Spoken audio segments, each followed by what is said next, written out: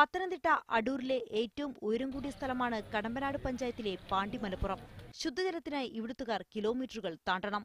രമേശ് ചെന്നിത്തലയുടെ ഗാന്ധിഗ്രാമം പദ്ധതിയിൽ ഉൾപ്പെടുത്തി വാട്ടർ ടാങ്ക് പണിതു നൽകാൻ തീരുമാനിച്ചെങ്കിലും ഇതിനായി സ്ഥലം കണ്ടെത്താൻ കഴിഞ്ഞില്ല.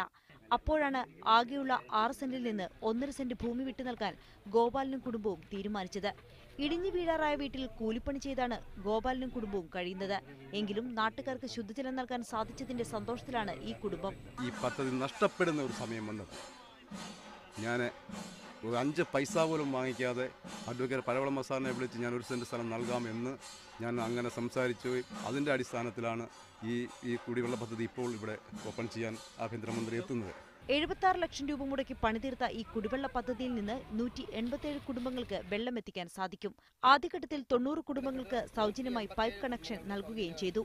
മീഡിയ 1 പത്തനംതിട്ട.